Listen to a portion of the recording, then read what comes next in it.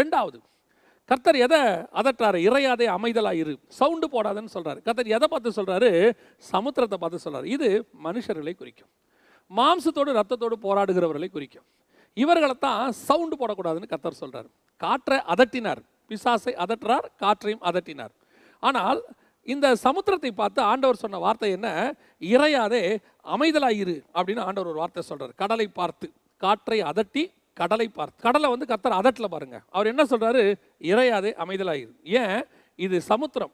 இந்த சமுத்திரத்தினுடைய அலைகள் திருப்பி திருப்பி வரா மாதிரி இந்த ஜனங்கள் நமக்கு விரோதமாக எழும்பிக்கிட்டே இருப்பாங்க. ஒவ்வொரு காலகட்டத்திலும் ஜனங்கள் எழும்புவாங்க. இந்த ஜனங்கள் ஒரு நாள் சபைக்கு வர வேண்டியவர்கள். இந்த ஜனங்களை அமைதிப்படுத்த வேண்டியது சபையினுடைய பொறுப்பு. இன்னும் கொஞ்சம் நான் உங்களுக்கு தெளிவாக சொல்கிறேன், கவனிங்க. சபைக்கு விரோதமாய் அநேகர் எழும்புவார்கள். நாம் இந்த சபைக்கு விரோதமாக எழும்புறவங்கள நியாயம் தீர்க்க விரும்புவோம். சீஷர்கள் அப்படி தான் நியாயம் தீர்க்க விரும்பினாங்க. ஆண்டவரே, அக்கினி இறக்கி கொன்று போடும். இந்த சபைக்கு விரோதமாக எழும்புறவங்கள உடனே நிர்மூலம் பண்ணிடணும், உடனே அந்த இயக்கத்தையே அழிச்சிடணும், ஆண்டவர் ஏதாவது ஒன்று செய்யணும் அப்படின்னு நினைப்போம். ஆனால் ஆண்டவர் என்ன சொல்கிறாரு? அமைதலாயிரு. ஏன் அமைதலாயிரு? இந்த ஜனங்கள் ஒரு நாள் சபைக்கு வர வேண்டியவர்கள். எல்லாரும் அழிவுக்கு நேராக அல்ல. பிசாசை அதட்ட தான் செய்யணும். அது ஒன்றும் பண்ண முடியாது, அது ரட்சிக்கப்படாது. பிசாசு ரட்சிக்கப்படுவதற்கு வாய்ப்பே கிடையாது. அதே நேரத்தில் மனுஷர்கள் ஆண்டவரை ஏற்றுக்கொள்வதற்கு வாய்ப்பு இருக்குது. அந்த சமுத்திரத்தை பார்த்து கர்த்தர் சொல்கிறாரு, இறையாதே அமைதலாயிரு. ஏன்? அதுக்கு அமைதி இல்லை. சில நேரங்களில் நமக்கு விரோதமாக எழும்புறவங்களுக்கு காரணம் என்னன்னு நினைக்கிறீங்க? நம்மளை பார்த்த உடனே அவங்களுக்குள்ள ஒரு வெறுப்பு வருது. 2 தெசலோனிக்கேயர் 2ஆம் அதிகாரம் 4வது வசனம் சொல்லுது, அவன் எதிர்த்து நிற்கிறவனாயும் தேவன் எனப்படுவது எதுவோ, ஆராதிக்கப்படுவது எதுவோ, அவை எல்லாவற்றுக்கும் மேலாக தன்னை உயர்த்துகிறவனாயும் இருப்பான். ஏன் எதிர்க்கிறாங்க? அவன் முதல்ல பிசாசுடைய சுபாவத்தில் ஒன்று, அதுவும் வேதம் தெளிவாக சொல்லுது, அந்த இடத்துல சொல்லக்கூடிய பிசாசினுடைய மகன் ஆன்டி கிரைஸ்ட், அவனுடைய சுபாவத்தில் ஒன்று ஆண்டவர் என்ன சொல்கிறாரு? எதிர்த்து நிற்கிறது. ஏன் எதிர்க்கிறாங்க? இப்போ சில நேரத்தில் நம்ம ஆண்டவரை ஏற்றுக்கொண்டோம், உடனே குடும்பத்தார் எதிர்க்கிறாங்க. ஏன் எதிர்க்கிறாங்க? நாம் ஒரு இடத்துல சபை கட்ட போகிறோம், அங்கே இருக்கிறவங்கெல்லாம் எதிர்க்கிறாங்க. எதனால் எதிர்க்கிறாங்க? என்ன காரணம்? நம்ம என்ன பண்ணிட்டோம்? எத்தனையோ அநியாயமான கடைகள், குடிகார கடைகள் கிடக்கு. எத்தனையோ பேர் வாழ்க்கையை நாசம் பண்ணுற கடைகள் ஊருக்குள்ளே கிடக்கு.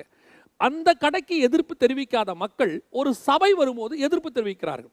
சபைக்கு வந்து அவன் குடிகாரனாக இருக்கிறானா, அல்லது குடிகாரன் சபைக்கு வந்து நல்லவனாய் மாறி இருக்கிறானா? ஒரு விபச்சாரக்காரன் சபைக்கு வந்து நல்லவனாய் மாறி இருக்கிறானா, அல்லது சபைக்கு வந்து விபச்சாரக்காரனாய் மாறி இருக்கிறானா? நாம் தீங்கானவர்களை நண்பர்களாக மாற்றுகிறோம், தப்பானவர்களை சரியாய் மாற்றுகிறோம். ஒரு பெரிய தேசத்தில் நடந்ததான ஒரு சம்பவம். ஒரு 2000 தீவிரவாதிகளை பிடித்தார்கள். பிடித்து அண்டர் கிரவுண்டில் அடைத்தார்கள். அந்த தேசத்திற்கு ஒரு மதம் உண்டு. அந்த மதத்தை சார்ந்தவர்கள் அந்த இராணுவத்தில் இருக்கிறார்கள். அவர்கள் சொன்ன காரியம் தெரியுமா? ஆச்சரியப்படத்தக்கதான ஒரு காரியம். அவர்கள் சொன்னார்கள், அங்கே இருக்கக்கூடியதான ஊழியர்களை பார்த்து, அதாவது தேவ ஊழியர்களை பார்த்து அவர்கள் சொன்ன வார்த்தை என்ன தெரியுமா? நீங்கள் வந்து இந்த தீவிரவாதிகளுக்கு, அதாவது அண்டர் கிரவுண்டில் இருக்கிற தீவிரவாதி, வெளியே தெரியாது, அவங்கள பிடிச்சி வச்சிருக்காங்கன்னு யாருக்கும் தெரியாதாமா. அப்படிப்பட்ட தீவிரவாதிகளுக்கு வாரத்தில் ஒரு நாள் வந்து கொஞ்சம் வேத பாடம் எடுக்க முடியுமா? அப்பொழுது இந்த ஊழியக்காரருக்கு ஒரு பயம். என்ன காரணம்? ஏன் இந்த இராணுவக்காரங்க நம்மளை கூப்பிட்டு கேட்குறாங்க? அவங்களே ஒரு மதத்தை சார்ந்தவங்க தானே, அவங்களுக்கு ஒரு வேத புத்தகம் இருக்கு, அதை வச்சு இவங்க பண்ணாமல் ஏன் நம்மளை கூப்பிட்றாங்க அப்படின்ட்டு யோசிக்கும் போது அந்த இராணுவ தலைவர் சொன்னாராம், இந்த தீவிரவாதிகளை மாற்றக்கூடியதான ஒரு சக்தி உங்கள் வேதத்துக்கு உண்டு, உங்கள் தேவனுக்கு உண்டு. நான் பார்த்துருக்கிறேன். இவங்களுக்கு கடைசி சான்ஸ் நான் கொடுக்க விரும்புகிறேன். இவங்களை வந்து நான் பேசி மாற்ற முடியாது. இவங்களுக்கு கடைசி சான்ஸ் கொடுக்க விரும்புகிறேன். இவங்களுக்கு நீங்கள் 1 வருஷம் வாரத்துக்கு ஒரு தடவை வந்து பாடம் எடுங்க. 1 வருஷம் கழித்து யாரெல்லாம் அதை ஏற்றுக்கொண்டு நல்லவனாய் மாறுறானோ அவனை நான் விடுதலையாக்க விரும்புகிறேன். கவனித்து பாருங்கள், தீவிரவாதிகளையே மாற்றக்கூடிய அளவுக்கான வேதம் நம் கையில் இருக்கிறது. நம் தேவனால் அது முடியும். அப்படிப்பட்டதான ஒரு சபையும் ஒரு ஊழியனும் ஒரு இடத்தில் இருக்கும்போது ஏன் எதிர்ப்பு வருகிறது? அந்த ஊழியன் அங்கிருந்து என்ன செய்கிறாரு? ஒன்றும் செய்யல, தேவனை பிரசங்கிக்கிறார். ஆனால் என்ன வருது? கோபம் வருது. ஏன் வருது? அந்த ஸ்பிரிட், எதிர்த்து நிற்கிற ஸ்பிரிட். ஆண்டவர் சொல்கிறாரு, அவங்களுக்குள்ள ஒரு எரிச்சல் வருமா, ஒரு எதிர்ப்பு வருமா? அது வந்த உடனே ஆண்டவர் சொல்கிறாரு, இறையாதே அமைதலாயிரு.